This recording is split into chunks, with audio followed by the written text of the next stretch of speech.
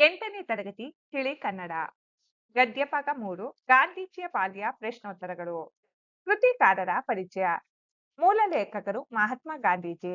ಇವರ ಪೂರ್ಣ ಹೆಸರು ಮೋಹನದಾಸ ಕರಮಚಂದ ಗಾಂಧಿ. ಕಾಲ 1869 ಅಕ್ಟೋಬರ್ 2ರಂದು ಇವರು ಜನಿಸಿದರು. ಸ್ಥಳ ಗುಜರಾತಿನ ಪೊರಬಂದರಿ. ತಂದೆ ಹೆಸರು ಕರಮಚಂದ ಗಾಂಧಿ, ತಾಯಿ ಹೆಸರು ಪುತಲಿಬಾಯಿ. ಆತ್ಮಕಥೆ ಮೈ ಎಕ್ಸ್ಪೆರಿಮೆಂಟ್ ವಿತ್ ಟ್ರೂತ್. ಗಾಂಧೀಜಿಯವರ ಈ ಆತ್ಮಕಥೆಯನ್ನು ಗೋರೂರು ರಾಮಸ್ವಾಮಿ ಅಯ್ಯಂಗಾರರು ಕನ್ನಡಕ್ಕೆ ಭಾಷಾಂತರಿಸಿದ್ದಾರೆ. ಕೃತಿಕಾರರ ಪರಿಚಯ. ಅನುವಾದಕರು ಗೋರೂರು ರಾಮಸ್ವಾಮಿ ಅಯ್ಯಂಗಾರ್. ಇವರ ಕಾಲ ಇವರು 1904ರಲ್ಲಿ ಜನಿಸಿ 1991ರಲ್ಲಿ ನಿಧನರಾದರು. ಸ್ಥಳ ಹಾಸನ ಜಿಲ್ಲೆಯ ಗೋರೂರು ಗ್ರಾಮ. ಕೃತಿಗಳು ಸ್ವಾತಂತ್ರ್ಯವೇ ಧರ್ಮ, ಮೆರವಣಿಗೆ, ಹಳ್ಳಿಯ ಹಾಡು, ಗರುಡಗಂಬದ ದಾಸಯ್ಯ ಮುಂತಾದವು. ಪ್ರಸ್ತುತ ಗದ್ಯ ಭಾಗವನ್ನು ಗೋರೂರು ರಾಮಸ್ವಾಮಿ ಅಯ್ಯಂಗಾರರು ಅನುವಾದಿಸಿರುವ ಮೋಹನದಾಸ ಕರಮಚಂದ ಗಾಂಧಿ ಅವರ ನನ್ನ ಅನ್ವೇಷಣೆ ಕೃತಿಯಿಂದ ಆಯ್ದುಕೊಳ್ಳಲಾಗಿದೆ. ಪ್ರಶ್ನೆಗಳು. ಮುಖ್ಯ ಪ್ರಶ್ನೆ 1. ಬಿಟ್ಟ ಸ್ಥಳಗಳನ್ನು ಸೂಕ್ತ ಪದಗಳಿಂದ ಭರ್ತಿ ಮಾಡಿರಿ. 1. ಮಹಾತ್ಮ ಗಾಂಧೀಜಿಯವರ ಆತ್ಮಕಥೆಯ ಹೆಸರು ಡ್ಯಾಸ್. ಉತ್ತರ ನನ್ನ ಸತ್ಯಾನ್ವೇಷಣೆ. ಮಹಾತ್ಮ ಗಾಂಧೀಜಿಯವರ ಆತ್ಮಕಥೆಯ ಹೆಸರು ನನ್ನ ಸತ್ಯಾನ್ವೇಷಣೆ. 2. ಗಾಂಧೀಜಿಯವರು ಪರೀಕ್ಷೆಯಲ್ಲಿ ತಪ್ಪಾಗಿ ಬರೆದ ಪದ ಡ್ಯಾಸ್. ಉತ್ತರ ಕೆಟಲ್. ಗಾಂಧೀಜಿಯವರು ಪರೀಕ್ಷೆಯಲ್ಲಿ ತಪ್ಪಾಗಿ ಬರೆದ ಪದ ಕೆಟಲ್. 3. ಗಾಂಧೀಜಿಯವರು ಬಾಲ್ಯದಲ್ಲಿ ಓದಿದ ಮೊದಲ ಪುಸ್ತಕ ಡ್ಯಾಸ್. ಉತ್ತರ ಶ್ರವಣ ಪಿತೃಭಕ್ತಿ. ಗಾಂಧೀಜಿಯವರು ಬಾಲ್ಯದಲ್ಲಿ ಓದಿದ ಮೊದಲ ಪುಸ್ತಕ ಶ್ರವಣ ಪಿತೃಭಕ್ತಿ. 4. ಬಾಲ್ಯದಲ್ಲಿ ಗಾಂಧೀಜಿಯವರ ಮೇಲೆ ಪ್ರಭಾವ ಬೀರಿದ ನಾಟಕದ ಹೆಸರು ಡ್ಯಾಸ್. ಉತ್ತರ ಹರಿಶ್ಚಂದ್ರ ನಾಟಕ. ಬಾಲ್ಯದಲ್ಲಿ ಗಾಂಧೀಜಿಯವರ ಮೇಲೆ ಪ್ರಭಾವ ಬೀರಿದ ನಾಟಕದ ಹೆಸರು ಹರಿಶ್ಚಂದ್ರ ನಾಟಕ. 2. ಕೆಳಗಿನ ಪ್ರಶ್ನೆಗಳಿಗೆ ಒಂದು ವಾಕ್ಯದಲ್ಲಿ ಉತ್ತರಿಸಿರಿ. ಪ್ರಶ್ನೆ 1. ಗಾಂಧೀಜಿಯವರಿಗೆ ಪರೀಕ್ಷೆಯಲ್ಲಿ ಕಾಪಿ ಮಾಡುವಂತೆ ಉಪಾಧ್ಯಾಯರು ಏಕೆ ಸೂಚಿಸಿದರು? ಉತ್ತರ ಶಾಲೆಯ ಇನ್ಸ್ಪೆಕ್ಟರ್ ಮಿಸ್ಟರ್ ಗೇಲ್ಸ್ ಪರಿಶೀಲನೆಗಾಗಿ ಶಾಲೆಗೆ ಬಂದಿದ್ದಾಗ ಗಾಂಧೀಜಿಯವರು ಕೆಟಲ್ ಪದವನ್ನು ತಪ್ಪು ಬರೆದಿದ್ದರು. ಆದ್ದರಿಂದ ಗಾಂಧೀಜಿಯವರಿಗೆ ಪರೀಕ್ಷೆಯಲ್ಲಿ ಕಾಪಿ ಮಾಡುವಂತೆ ಉಪಾಧ್ಯಾಯರು ಸೂಚಿಸಿದರು. ಪ್ರಶ್ನೆ 2. ಉಪಾಧ್ಯಾಯರು ಸೂಚಿಸಿದರು ಗಾಂಧೀಜಿ ಪರೀಕ್ಷೆಯಲ್ಲಿ ಕಾಪಿ ಮಾಡಲಿಲ್ಲ ಏಕೆ? ಉತ್ತರ ನಾವು ಕಾಪಿ ಮಾಡದಂತೆ ನೋಡಿಕೊಳ್ಳುವುದೇ ಉಪಾಧ್ಯಾಯರ ಕೆಲಸವೆಂದು ಗಾಂಧೀಜಿಯವರು ತಿಳಿದಿದ್ದರು. ಆದ್ದರಿಂದ ಉಪಾಧ್ಯಾಯರು ಸೂಚಿಸಿದರು ಗಾಂಧೀಜಿ ಪರೀಕ್ಷೆಯಲ್ಲಿ ಕಾಪಿ ಮಾಡಲಿಲ್ಲ. ಪ್ರಶ್ನೆ 3. ಉಪಾಧ್ಯಾಯರು ವಿದ್ಯಾರ್ಥಿಗಳಿಗೆ ಕಾಪಿ ಮಾಡಲು ಸೂಚಿಸುವುದು ಸರಿಯಲ್ಲ ಏಕೆ? ಉತ್ತರ ಸರಿಯಾದ ಮಾರ್ಗವನ್ನು ಹೇಳಿಕೊಡಬೇಕಾದ ಉಪಾಧ್ಯಾಯರು ವಿದ್ಯಾರ್ಥಿಗಳಿಗೆ ಕಾಪಿ ಮಾಡುವ ತಪ್ಪು ಮಾರ್ಗವನ್ನು ಸೂಚಿಸುವುದು ಸರಿಯಲ್ಲ. ಪ್ರಶ್ನೆ 4. ಗಾಂಧೀಜಿಯವರಿಗೆ ಕಾಪಿ ಮಾಡಲು ಹೇಳಿದ ಉಪಾಧ್ಯಾಯರ ಮೇಲೆ ಗೌರವ ಏಕೆ ಕಡಿಮೆ ಆಗಲಿಲ್ಲ? ಉತ್ತರ ಹಿರಿಯರ ದೋಷಗಳನ್ನು ಎಣಸದಿರುವುದು ಗಾಂಧೀಜಿಯವರ ಸ್ವಾಭಾವಿಕ ಗುಣವಾಗಿತ್ತು. ಆದ್ದರಿಂದ ಗಾಂಧೀಜಿಯವರಿಗೆ ಕಾಪಿ ಮಾಡಲು ಹೇಳಿದ ಉಪಾಧ್ಯಾಯರ ಮೇಲೆ ಗೌರವ ಕಡಿಮೆ ಆಗಲಿಲ್ಲ. ಪ್ರಶ್ನೆ 5. ಗಾಂಧೀಜಿಯವರಿಗೆ ಬಾಲ್ಯದಲ್ಲಿ ಪ್ರಭಾವ ಬೀರಿದ ಇಬ್ಬರು ವ್ಯಕ್ತಿಗಳ್ಯಾರು? ಉತ್ತರ ಗಾಂಧೀಜಿಯವರಿಗೆ ಬಾಲ್ಯದಲ್ಲಿ ಪ್ರಭಾವ ಬೀರಿದ ಇಬ್ಬರು ವ್ಯಕ್ತಿಗಳು ಶ್ರವಣಕುಮಾರ ಮತ್ತು ಹರಿಶ್ಚಂದ್ರ. ಮುಖ್ಯ ಪ್ರಶ್ನೆ 3. ಕೆಳಗಿನ ಪ್ರಶ್ನೆಗಳಿಗೆ 3-4 ವಾಕ್ಯಗಳಲ್ಲಿ ಉತ್ತರಿಸಿರಿ. ಪ್ರಶ್ನೆ 1. ಗಾಂಧೀಜಿಯವರ ಬಾಲ್ಯದಲ್ಲಿದ್ದ ಸ್ವಭಾವಗಳ್ಯಾವುವು?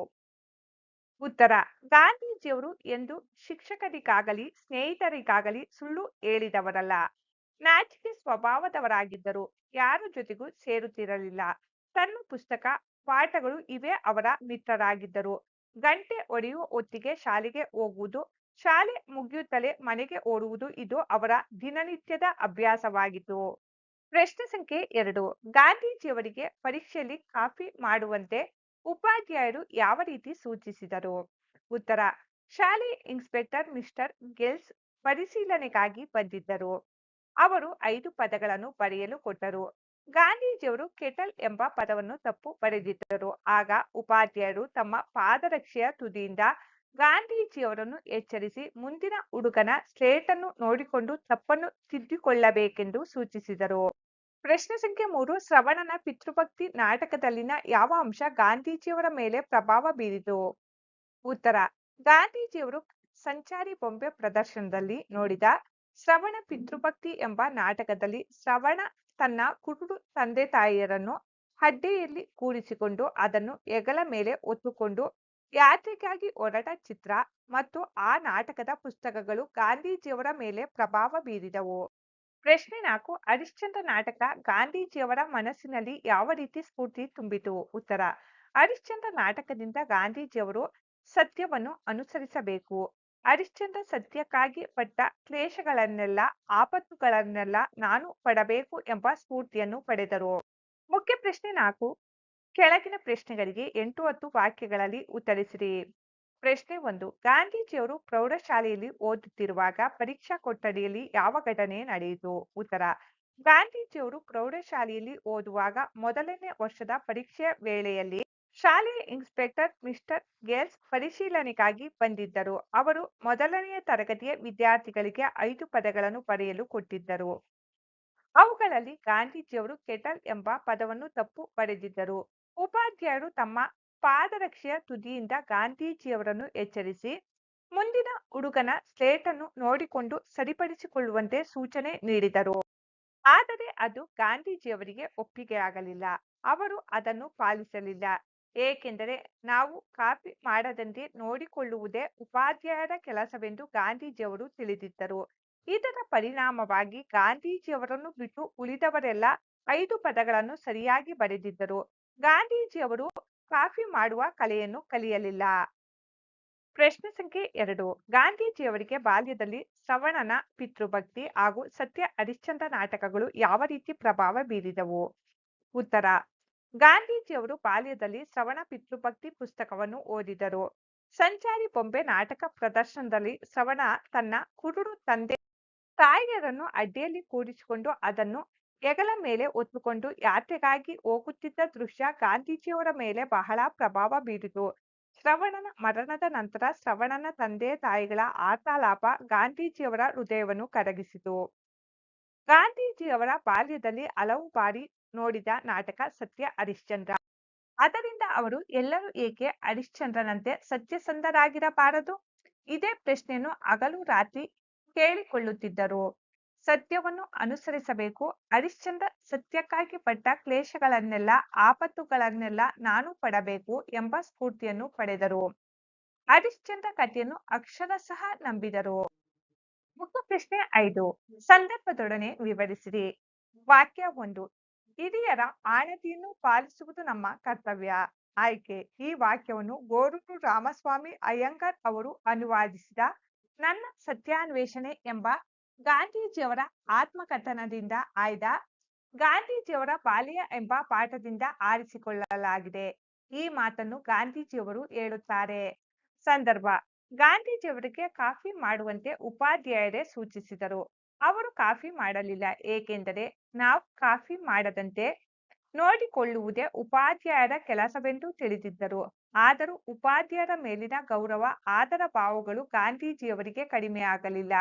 ಹಿರಿಯರ ದೋಷಗಳನ್ನು ಎಣಿಸದಿರುವುದು ಗಾಂಧೀಜಿಯವರ ಸ್ವಭಾವವಾಗಿತ್ತು ಎಂದು ತಿಳಿಸುವ ಸಂದರ್ಭದಲ್ಲಿ ಹಿರಿಯರ ಆಣತಿ ಪಾಲಿಸುವುದು ನಮ್ಮ ಕರ್ತವ್ಯ ಎಂದು ಹೇಳಿದ್ದಾರೆ.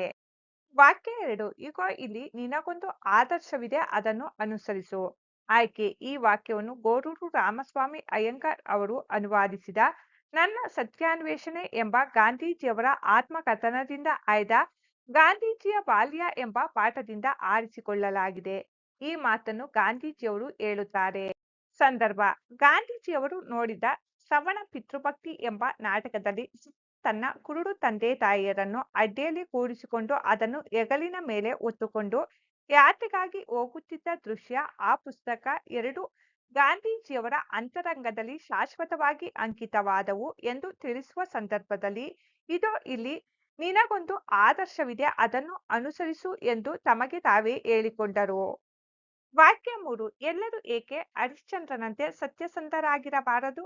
ಆಯ್ಕೆ. ಈ ವಾಕ್ಯವನ್ನು ಗೋರೂರು ರಾಮಸ್ವಾಮಿ ಅಯ್ಯಂಗಾರ್ ಅವರು ಅನುವಾದಿಸಿದ ನನ್ನ ಸತ್ಯಾನ್ವೇಷಣೆ ಎಂಬ ಗಾಂಧೀಜಿಯವರ ಆತ್ಮಕಥನದಿಂದ ಆಯ್ದ ಗಾಂಧೀಜಿಯ ಬಾಲ್ಯ ಎಂಬ ಪಾಠದಿಂದ ಆರಿಸಿಕೊಳ್ಳಲಾಗಿದೆ. ಈ ಮಾತನ್ನು ಗಾಂಧೀಜಿಯವರು ಹೇಳುತ್ತಾರೆ. ಸಂದರ್ಭ. ಗಾಂಧೀಜಿಯವರು ಸತ್ಯ ಹರಿಶ್ಚಂದ್ರ ನಾಟಕ ತಮ್ಮ ಬಾಲ್ಯದಲ್ಲಿ ಬೀರಿದ ಪ್ರಭಾವವನ್ನು ಹೇಳುವ ಸಂದರ್ಭದಲ್ಲಿ ಈ ಮಾತನ್ನು ಹೇಳುತ್ತಾರೆ. ಹಲವು ಬಾರಿ ನಾಟಕವನ್ನು ನೋಡಿ ಲೆಕ್ಕವಿಲ್ಲದಷ್ಟು ಸಲ ಗಾಂಧೀಜಿಯವರೇ ಹರಿಶ್ಚಂದ್ರನಾಗಿ ಆ ನಾಟಕವನ್ನು ಅಭಿನಯಿಸಿಕೊಂಡು ಎಲ್ಲರೂ ಏಕೆ ಹರಿಶ್ಚಂದ್ರನಂತೆ ಸತ್ಯಸಂಧರಾಗಿರಬಾರದು? ಇದೇ ಹಗಲು ರಾತ್ರಿ ನನ್ನನ್ನು ನಾನು ಕೇಳಿಕೊಳ್ಳುತ್ತಿದ್ದ ಪ್ರಶ್ನೆ ಆಗಿತ್ತು ಎನ್ನುತ್ತಾರೆ. ವಾಸಾಭ್ಯಾಸ. ಮುಖ್ಯ ಪ್ರಶ್ನೆ 1. ಕೆಳಗಿನ ಪದಗಳನ್ನು ಸ್ವಂತ ವಾಕ್ಯದಲ್ಲಿ ಬರೆಯಿರಿ. ಅಕ್ಷರಶಃ ಸ್ವಂತ ವಾಕ್ಯ. ನನ್ನ ತಾತ ಇಂದು ಮಳೆ ಬರುತ್ತದೆ ಎಂದು ಹೇಳಿದ ಮಾತನ್ನು ನಾನು ಅಕ್ಷರಶಃ ನಂಬಿದ್ದೆ. ಅದು ನಿಜವೇ ಆಗಿತ್ತು.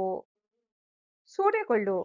ಸ್ವಂತ ವಾಕ್ಯ. ನನ್ನ ತಮ್ಮ ಪ್ರತಿದಿನ ಅಪ್ಪನನ್ನು ಚಾಕ್ಲೇಟ್ ಕೊಡಿಸುವಂತೆ ಸೂರೆಗೊಳ್ಳುತ್ತಾನೆ. ಸ್ಫೂರ್ತಿ. ಸ್ವಂತ ವಾಕ್ಯ. ಅಬ್ದುಲ್ ಕಲಾಂ ಅವರ ಜೀವನ ಚರಿತ್ರೆ ಓದಿದಾಗ ನನಗೆ ಏನನ್ನಾದರೂ ಸಾಧಿಸಬೇಕೆಂದು ಸ್ಫೂರ್ತಿ ಬಂದಿತು. ಆದರ್ಶ. ಸ್ವಂತ ವಾಕ್ಯ. ನಮ್ಮ ಶಾಲೆಯು ಶಿಸ್ತು ಮತ್ತು ಉತ್ತಮ ವಿದ್ಯಾಭ್ಯಾಸಕ್ಕೆ ಒಂದು ಆದರ್ಶ ಸಂಸ್ಥೆಯಾಗಿದೆ. ಕರ್ತವ್ಯ. ಸ್ವಂತ ವಾಕ್ಯ. ನಾನು ಚೆನ್ನಾಗಿ ಓದಿ ಪರೀಕ್ಷೆಯಲ್ಲಿ ಉತ್ತಮ ಅಂಕಗಳನ್ನು ಗಳಿಸಿ ನನ್ನ ತಂದೆ ತಾಯಿಗೆ ಖುಷಿ ನೀಡುವುದು ನನ್ನ ಕರ್ತವ್ಯ ಎಂದು ಭಾವಿಸಿದ್ದೇನೆ. ಮುಖ್ಯ ಪ್ರಶ್ನೆ 2. ಕೆಳಗಿನ ಪದಗಳಿಗೆ ವಿರುದ್ಧಾರ್ಥಕಗಳನ್ನು ಬರೆಯಿರಿ. ಪದ ವಿರುದ್ಧ ಪದ. ಸತ್ಯ ಅಸತ್ಯ. ಹಗಲು ഇരുಳು. ಯೋಗ್ಯ ಅಯೋಗ್ಯ. ದಡ್ಡ ಜಾಣ. ಪ್ರಶ್ನೆ ಉತ್ತರ. ಆಸಕ್ತಿ ನಿರಾಸಕ್ತಿ. ಮುಖ್ಯ ಪ್ರಶ್ನೆ 3. ಕೆಳಗಿನ ಪದಗಳನ್ನು ಬಿಡಿಸಿ ಬರೆಯಿರಿ. ನ್ಯಾಯಾಲಯ. ನ್ಯಾಯ ಪ್ಲಸ್ ಆಲಯ. ವಿದ್ಯಾಭ್ಯಾಸ. ವಿದ್ಯಾ ಪ್ಲಸ್ ಅಭ್ಯಾಸ. ವಿದ್ಯಾರ್ಥಿ. ವಿದ್ಯಾ ಪ್ಲಸ್ ಅರ್ಥಿ. ಮತ್ತೊಂದು. ಮತ್ತು ಪ್ಲಸ್ ಒಂದು. ಶಾಲೆಯನ್ನು. ಶಾಲೆ ಪ್ಲಸ್ ಅನ್ನು.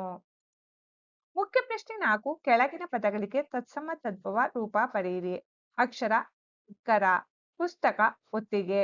ವರ್ಷ ವರುಷ. ನಿತ್ಯ ನಿಚ್ಚ. ಕತೆ ಕಥಾ. ಪದಕ ಅರ್ಥ. ಅಂಕಿತ ಗುರುತು. ಅಡ್ಡೆ. ಹೆಗಲ ಮೇಲೆ ಹೊರುವುದಕ್ಕಾಗಿ ತಕ್ಕಡಿಯಂತೆ ಮಾಡಿರುವ ಬಿದುರಿನ ಡಬ್ಬೆಯ ಸಾಧನ. ಅಕ್ಷರಶಃ. ಪ್ರತಿಯೊಂದು ವಿವರದಲ್ಲೂ. ಆಣತಿ ಆಜ್ಞೆ. ಕಲೆ ನೈಪುಣ್ಯತೆ. ಆದರ ಗೌರವ ಪ್ರೀತಿ. ಆರ್ತ ಕಷ್ಟಕ್ಕೆ ಸಿಲುಕಿದ ದುಃಖಿತ. ಕಾಫಿ. ನಕಲು ಕದ್ದು ಬರೆಯುವುದು. ಕಿಂಚಿತ್ತು ಸ್ವಲ್ಪವು ಕೊಂಚವು. ಕೆಟಲ್ ಕಾಫಿ ಸಂಗ್ರಹಿಸಿಡುವ ಸಾಧನ. ಗದರಿಸು ಅಬ್ಬರಿಸು. ಪಿತೃ ತಂದೆ. ರಾಗ ಮಾಲಿಕೆ ಸಂಗೀತ ಸಾಧನ. ವೃತ್ತ ನಿಷ್ಕ್ರಿಯವಾಗಿ ವ್ಯರ್ಥವಾಗಿ. ಸೂರೆ ಕೊಳ್ಳೆ ಲೂಟಿ. ಕುಚೋದ್ಯ ಕಿಡಿಗೇಡಿತನ ಅಪಹಾಸ್ಯ. ಕ್ಲೇಶ ದುಃಖ ನೋವು. ಪಾದರಕ್ಷೆ ಚಪ್ಪಲಿ. ಪೈಕಿ ಸಂಬಂಧದಲ್ಲಿ. ವಿಲಾಪ ಅಳುವಿಕೆ. ಸತ್ಯಸಂಧ ನಿಜವನ್ನು ನುಡಿಯುವವನು.